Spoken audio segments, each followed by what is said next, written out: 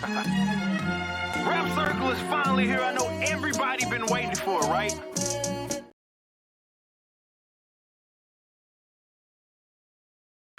Oh, that abruptly stopped. I'm Pops, and welcome to Violent Nights review.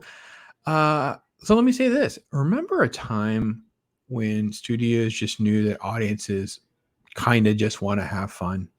This literally is a very simple, not really that good or complicated film, but it can be fun, right? David Harbour, look at him.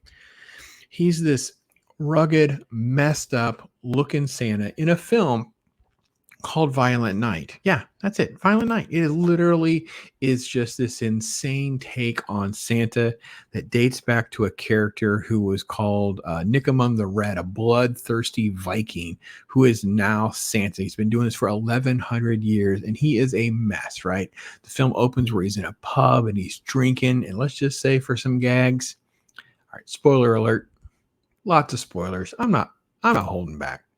I can't hold back. The movie, even if you know what's going to happen, the fun of it is just the silliness, the absurdity, and at the same time, they sneak in heart and they sneak in the homages.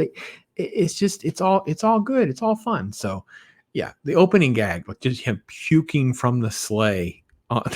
So I was like, what on earth is happening in this film? So the premise of this movie is he's basically it's Die Hard Santa. He's John McClane, right?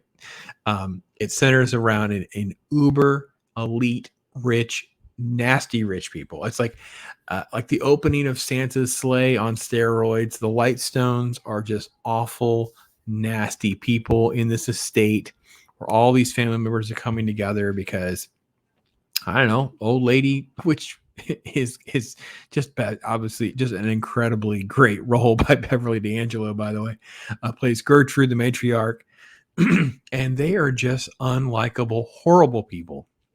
And they basically become under attack by these mercenaries who are led by Mr. Scrooge. They all use code names, and they all have all sorts of funny names like, Gingerbread Man and Krampus and I don't know, candy cane, sugar plum, whatever, right? Well, Santa, he's just a mess. Anyway, he gets caught up into this house, right? Now, amongst the Lightstone family, there's a couple, Jason and Linda. He's allegedly the favorite son. They're kind of estranged. She's agreed to go, and they have this daughter, Trudy, who has just watched Home Alone. She loves to talk about it. She loves to tell you about it on her ride there. She loves to be irritatingly talking about it on the ride there. But she's so sweet, and she genuinely loves Christmas and loves Santa. And you have a little setup, and she has this little walkie-talkie. Remember walkie-talkies in Die Hard? Yeah, we get walkie-talkies.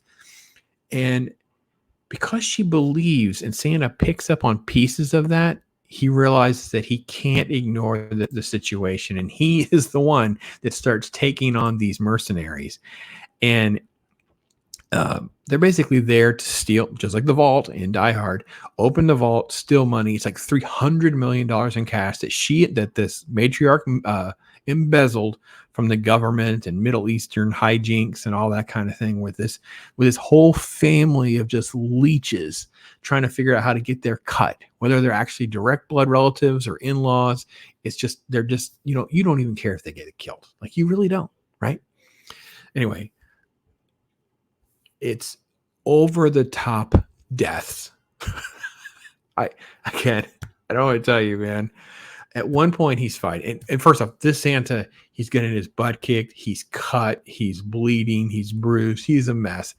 And they knock over a Christmas tree. They're in like a billiard room. And that scene goes on. And then he grabs the star from the top of the tree and shoves it in this guy's eye. And he's there and he's writhing and he's shaking and whatever. And then he ends up having to plug it in.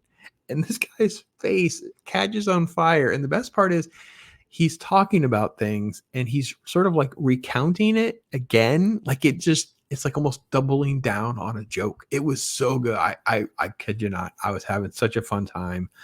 Probably shouldn't have to admit how much fun I was having, but I was.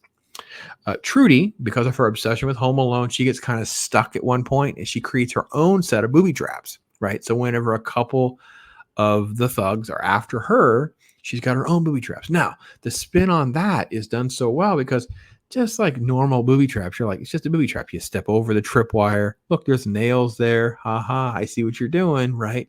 Oh, no, no, no, no. The filmmakers do a great job of throwing some twists and turns at you of how these booby traps can still work, even when you know they're there. And wow, one of them with a nail in the, oh my God. I was talking to a friend of mine. He was like, I actually tensed in pain. Like it hurt me to watch this scene. I'm like, I couldn't believe how much I loved it. I was. So the homages are there. There's a Rambo scene where he's sewing himself up, and it's silly at times. It's goofy and dumb at times. It's super simplistic story at times, right? How and why everything works, right? The movie kind of allows the characters to be serious in it, but it also takes some nuances. Like Santa's like, kid, I wish I could tell you I understood how the magic works. I really don't, right? And they repeat it. Like you sort of get like, yeah, it's lazy writing. Maybe they should come up with a reason. Or instead of coming up with something stupid, just have the character kind of aware that they don't quite totally understand how all this plays out. He'll heal eventually, but right now he's a bloody mess, right? It's fun. And then at the end, you have a little bit of heart. It's very shoehorned in. It is definitely in a way rushed.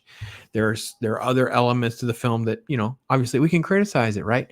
But can't a movie be a 2.5 star, a 3-star movie? Can it be a 5 or a 6? Can it just be okay? Can we just have fun? This is the reason this movie is making money at the box office. It's going to get a sequel because, oh crap, you mean people just want to have fun?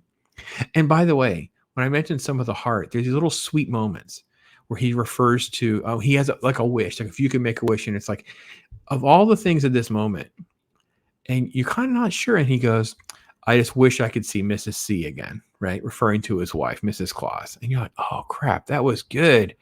And then it kind of sets up something else, which sets up something else. And then at the end, there's little tweak, right?